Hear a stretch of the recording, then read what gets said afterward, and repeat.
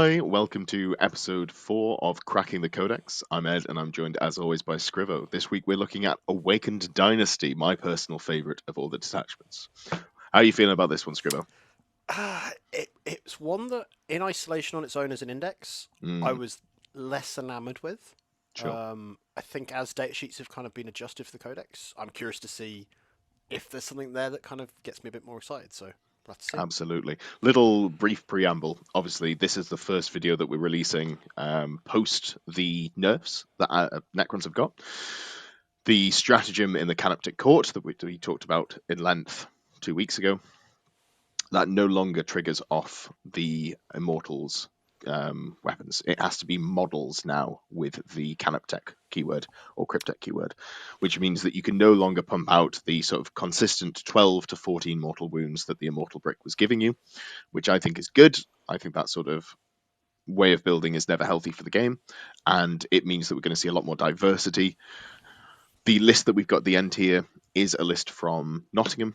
At Nottingham, we did see 2 Awakened Dynasty, a handful of Hypercrypt, and then just a huge swathe of Canoptic Court. I think that's going to change. We're going to see a lot more variation in lists now.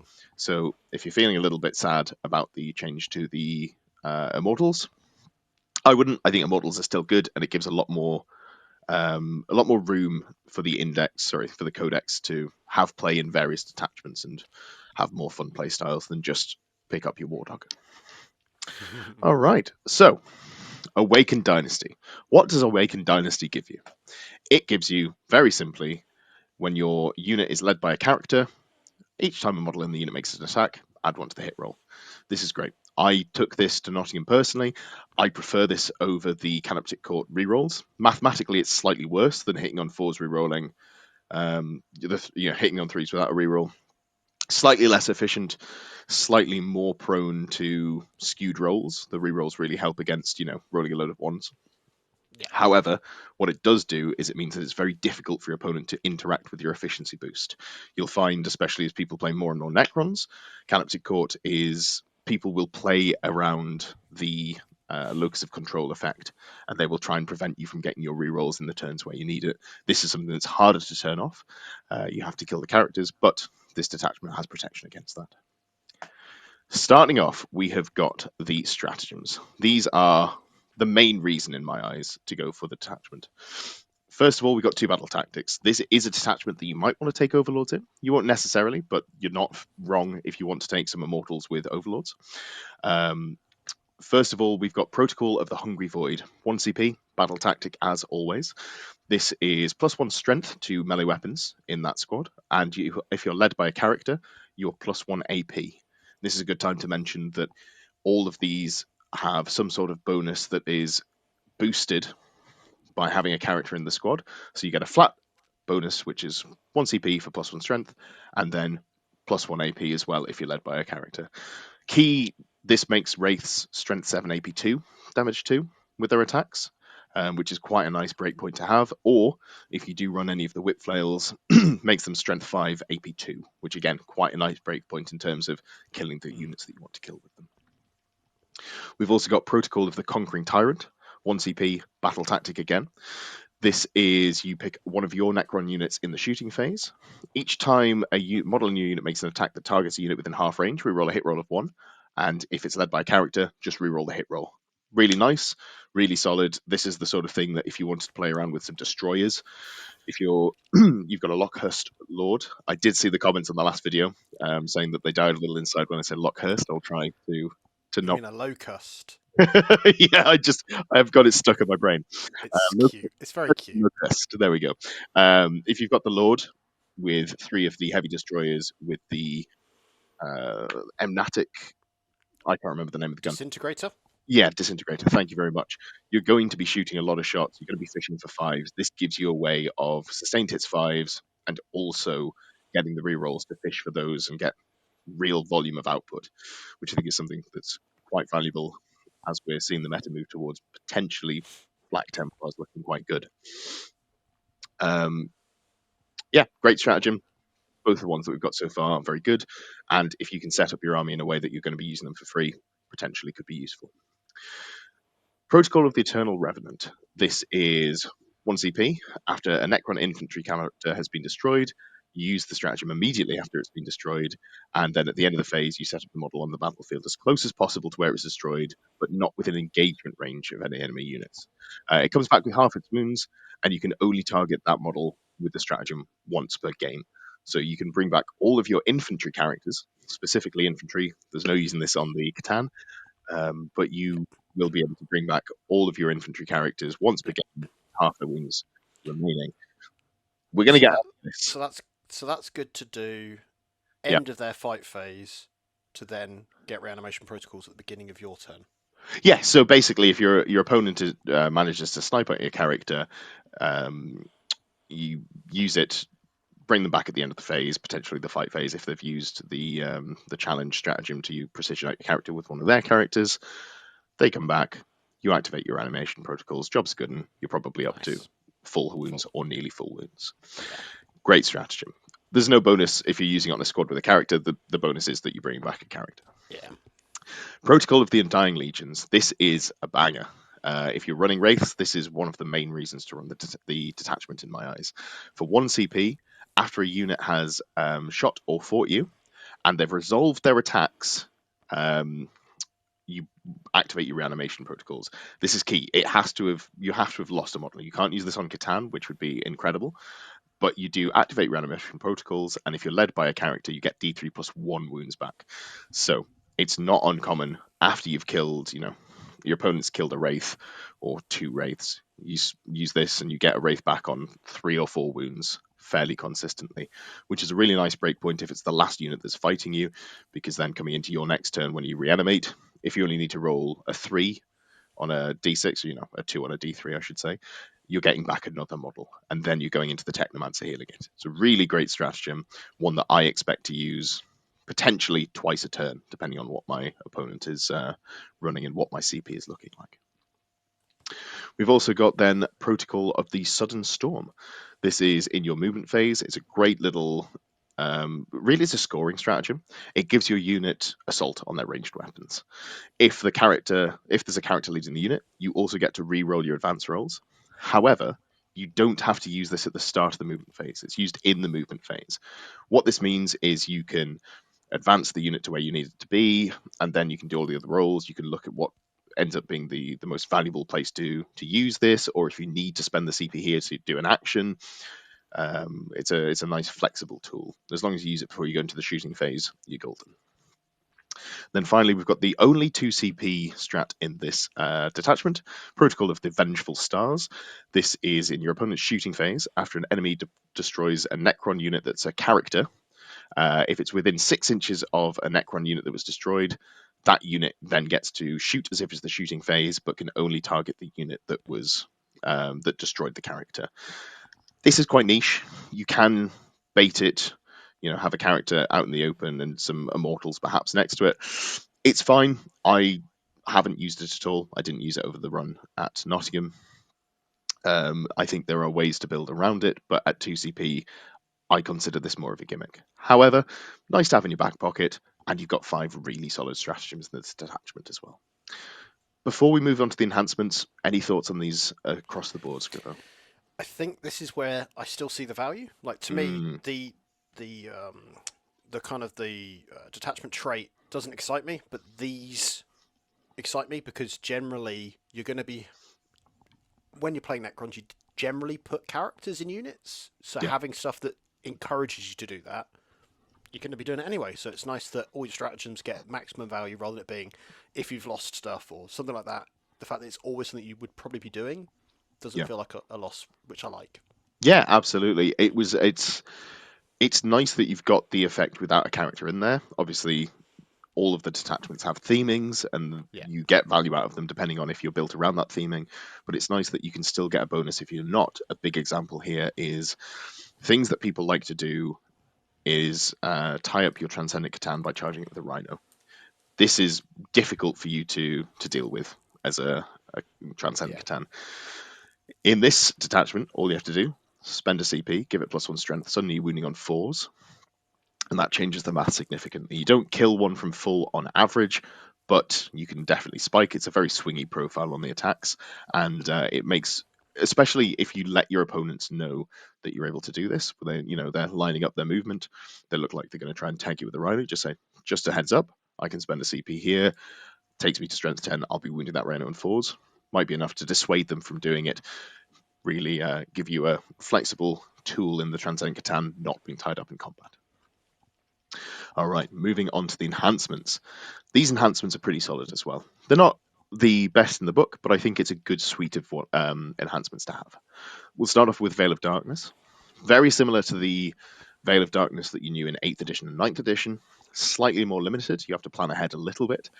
But the way that it works, at the end of your opponent's turn, you pick up the unit, put them into strategic reserves, and then you bring them down anywhere on the battlefield more than 9 inches away at the end of the next movement phase. This means that if you pick them up on your opponent's turn 1, if they go first, you can deep strike the unit that has a Veil of Darkness on turn 1, which is usually a good way to get a unit into a nice position to potentially do some scoring and then threaten to cause issues for your opponent later, or just sort of get up the board with something that's a little bit slower, or you don't want to get shot. I had it on a squad of Wraiths when I was playing this weekend just gone. I found it very useful to get into a hidden staging point that would have taken me a turn to run across, and I'd opened myself up to shooting from Ironstorm Redemptors and the like. Second of all, we've got the Nether Realm Casket. This is nice and simple. When the bearer is leading a unit, models in that unit have the stealth ability. -1 to hit. There's a lot of tanky units in the Necron Codex. This is just good. I ran it on a Technomancer attached to a squad of Wraiths, and it made them just that bit bulkier, that much harder to remove, which meant that my opponents were charging me more, which meant that I had my big, tanky, grindy units in the center of the board, able to score, teleport homers or cleanse, just, sort of leaning into the playstyle that I wanted to go with. Then we've got I'm going to try this, Energic Dermal Bond. That might be wrong, but if it is, we're going to live with it. 15 points. I think is exactly it. What have I told you, Scrivo? Never correct me. No, you're probably right. But we've got that Dermal Bond. 15 points gives the bearer a 4-up Feel No Pain. This was incredible in the index because it gave a Transcendent Katana 4-up Feel No Pain. Now they've got a 5-up Feel No Pain anyway, and they can't take enhancements. So this is the one that I don't see much use for personally. But you've got 15 points, and you've got a key character you want to provide. It's not the worst place to put it. Yeah. I find I typically didn't because I was trying to squeeze the Veil of Darkness and Nether Realm Casket in. Finally, we've got the Phasal Subjugator, 35 points. This is very different to the other 3 enhancements, I should say. This is a very different sort of build around. So the way that this works is it's an aura. It's a 6-inch aura for friendly Necron units, excluding character units, and they get +1 to hit when they make attacks. Shooting in melee. Really what this opens up is vehicles or squads of destroyers, maybe individual destroyers. You probably want to put it on a lone-up character, such as a Hexmark destroyer. You want to have it babysitting a load of stationary guns, heavy guns that can't have characters join them, or it's inefficient to have characters join them. To get the maximum efficiency out your shooting, get those heavy destroyers up to hitting on 2s, get those vehicles hitting on 2s, get the what do you call them? The big spindly boys that people run in Captain Court. I can never remember the name of them. Yeah. Get the Doomstalkers hitting on 3s. That sort of thing. It's solid. I don't think that's how Necrons want to build, particularly at the moment. We have got a data slate coming in the next few weeks, potentially the next week. So we will see if that becomes something that's more valuable. Any thoughts on the enhancement there?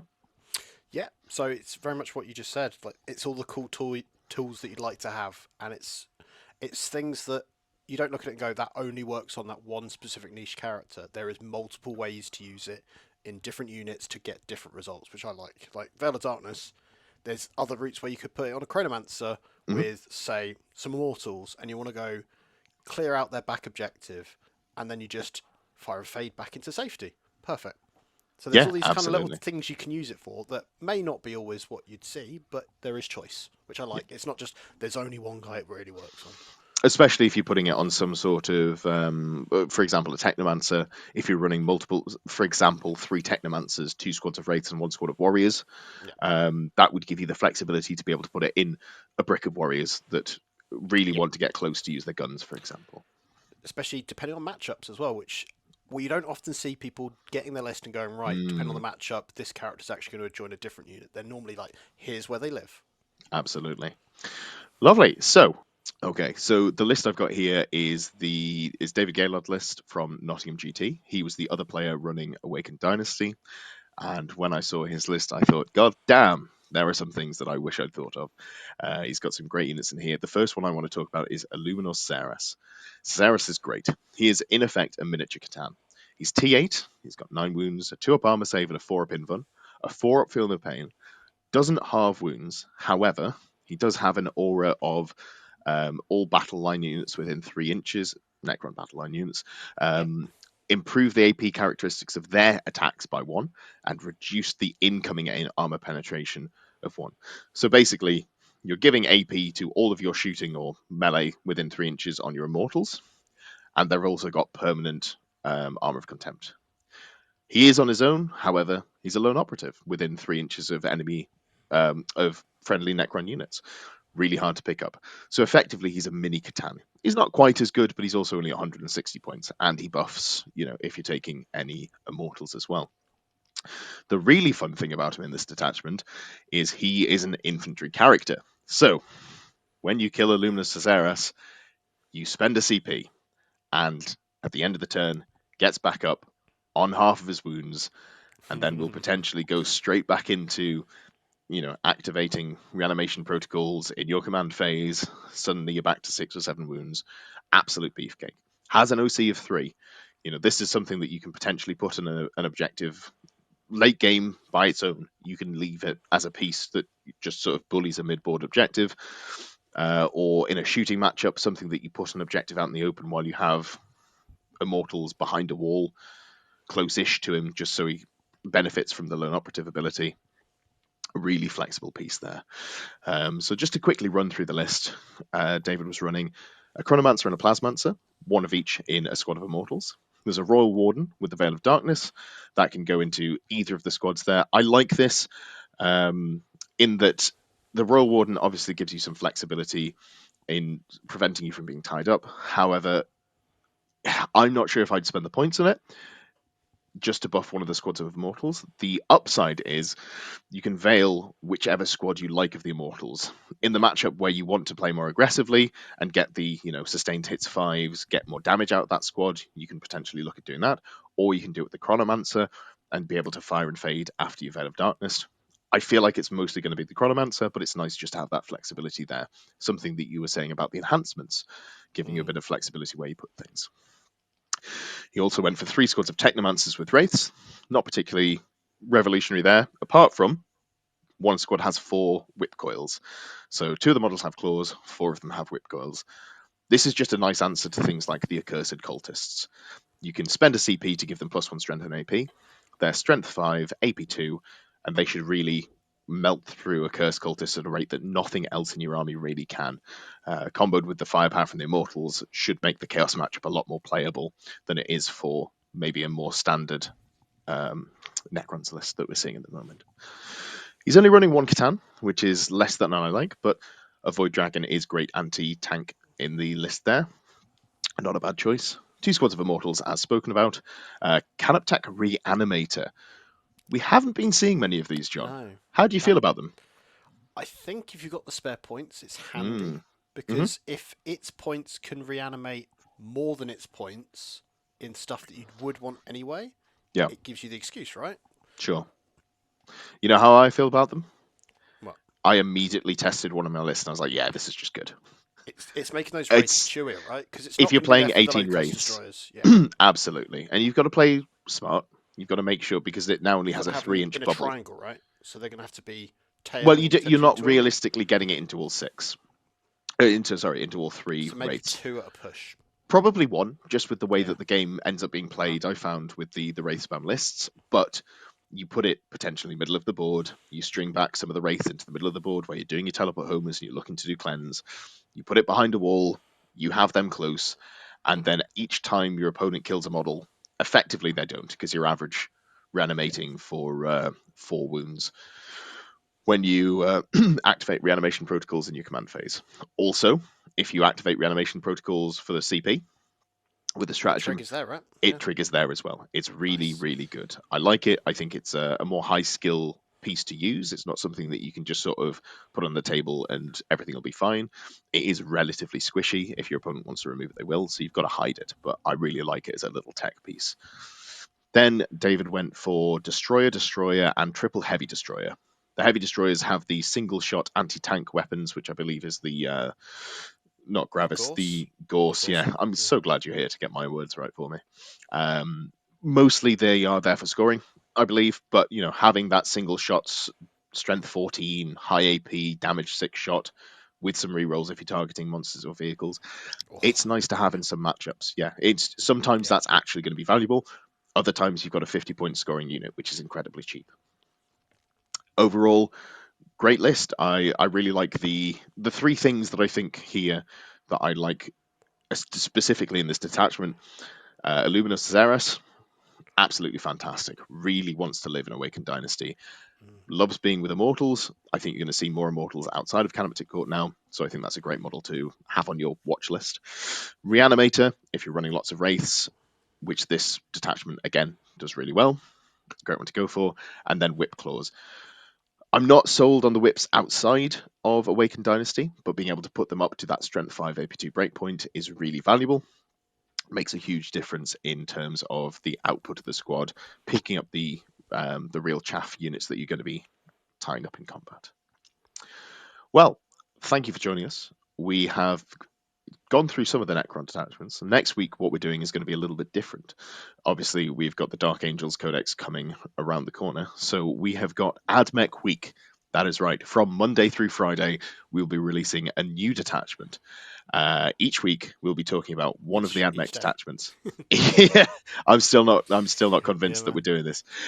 Each day, we will be releasing one of the AdMech detachments as a video. We will be going through the builds, some key units to look for, having a look at some lists as well. So I hope you're looking forward to that if you play AdMech. Thanks for joining us.